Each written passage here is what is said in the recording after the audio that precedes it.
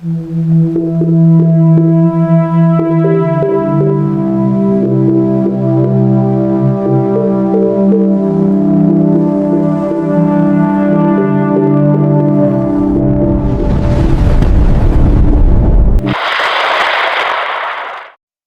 araw po sa inyong lahat. Narito ang pinakabagong update sa lagay ng panahon para sa Lunes, ika-8 ng Disyembre taong 2025. Ipinapaalam sa inyo ngayong araw ng Lunes, ika-8 ng Disyembre taong 2025, ang pinakabagong impormasyon tungkol sa magiging lagay ng panahon sa ating bansa. Sa kasalukuyan, matagumpay nang naglaho ang bagyong Wilma, ngunit hindi tayo maaaring magpakampante dahil mayroon na namang bagong low pressure area na nabuo sa silangang bahagi ng Pilipinas.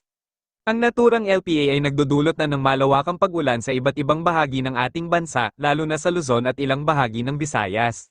Tiyak na ang mga lugar na tulad ng Isabela, Aurora, Quezon, Laguna, Batangas, Camarines Norte, Camarines Sur, Albay, Marinduque, Oriental Mindoro, at Romblon ay nakakaranas ng pag-ulan na dulot ng paghila ng LPA at ng hanging habagat. Ang LPA na ating kinokontrol ay huling nakita sa matinding hilagang bahagi ng Luzon. Bagamat hindi pa ganap na nabuo ang sentro nito, mayroon na itong malalakas na pagsiklab ng hangin dahil sa kanyang paghila. Dahil dito, inaasahan pa rin nating magiging maulap ang panahon sa Luzon ngayong araw na dulot ng hanging nagmumula sa timog kanluran o hanging habagat. May posibleng lumakas pa lalo ang LPA na ito kapag naging mas maliit na ang kanyang mata o sentro at may malaking pagkakataong maging super typhoon ang kategorya nito. Kung ito ay ganap na maging bagyo, tatawagin itong bagyong Yasmin sa lokal na pangalan. Sa buwan ng Disyembre, inaasahan nating may mga bagyo pa na papasok sa ating bansa at patuloy nating ibabantay ang LPA na ito para matukoy kung lalakas ba itong maging bagyo sa mga susunod na araw. Batay sa kasalukuyang lakas na ipinapakita nito, may posibleng umabot ito sa kategorya ng super typhoon na maaaring sakupin ang buong bansa at magdulot ng panganib, lalo na't malapit na ang araw ng Pasko. Dahil mabagal din ang paggalaw ng LPA na ito, magdudulot ito ng patuloy na pag-ulan. May posibleng mas lumapit pa ito sa silangang bahagi ng Luzon o sa Visayas sa mga susunod na oras, at kung hindi magbabago ang direksyon ng kanyang paggalaw, maaari itong tumawid sa ating bansa. Dahil dito, inaasahan nating maging maulan ang panahon sa palapit na Pasko dahil sa epekto ng bagong LPA na ito na posibleng maging malakas na bagyo at tumama sa ating bansa. Kaya hinihikayatin ang lahat na manatiling alerto at updated sa mga bagong ulat ng panahon na aming ilalathala para makaiwas sa malubhang epekto ng masamang panahon. Ang ating kaalaman ay ang ating pinakamabisang sandata sa ganitong uri ng kalamidad. Para sa magiging lagay ng panahon sa Luzon, inaasahan pa rin ang mga pag-ulan na dulot ng bagong LPA. Sa silangang bahagi ng Luzon, tulad ng Cagayan Valley, Isabela, Aurora, Quezon, Camarines Norte, Camarines Sur, at Mimaropa, patuloy pa rin ang epekto ng paghila ng LPA na nagdudulot ng pag-ulan. Sa Iloilo Region, inaasahan pa rin ang maulap hanggang sa lubos na maulap na kalangitan na may kalat-kalat na pag-ulan, na dulot pa rin ng LPA.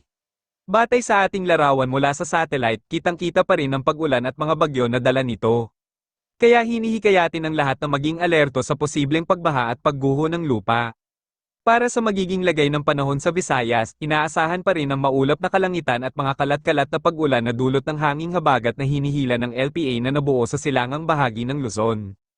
Ang mga lugar na tulad ng Palawan, Antique, Aklan, Capiz, Iloilo, Guimaras, at Negros Islands Region ay makakaranas ng ganitong uri ng panahon. Sa kabilang dako, ang natitirang bahagi ng Visayas, tulad ng Cebu, Bohol, Leyte, Northern Samar, Eastern Samar, at Samar, ay inaasahang magkakaroon ng magandang panahon na may bahagyang maaliwalas na panahon ngunit may biglaang buhos ng pag-ulan, lalo na sa pagpasok ng hapon at gabi. Kaya hinihikayatin ang lahat na maging alerto sa biglaang buhos ng pag-ulan. Sa Mindanao, inaasahan pa rin nating magiging maaliwalas ang panahon sa halos buong rehiyon na may kaunting maulap na kalangitan sa pagpasok ng hapon at gabi. Ang paghila ng LPA ay nakakaapekto lamang sa Luzon, Visayas, at Palawan.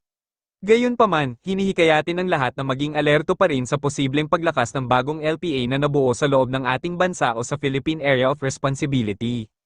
Para sa magiging lagay ng panahon sa ating karagatan, mayroon pa rin tayong nakataas na gale warning sa silangang baybayin ng Hilagang Luzon, kabilang ang Cagayan Valley Region, Santa Ana, Gonzaga, Lalo, Gataran, Bagao, Peña Blanca, kabilang ang Babuyan Group of Islands, ang silangang baybayin ng Luzon, Isabela, Aurora, at ang Hilagang baybayin ng Quezon. Iyan ang pinakabagong update natin sa magiging lagay ng panahon ngayong araw ng Lunes. Ingat po tayong lahat, mga kababayan. Maging ligtas at manatiling updated sa mga susunod na ulat.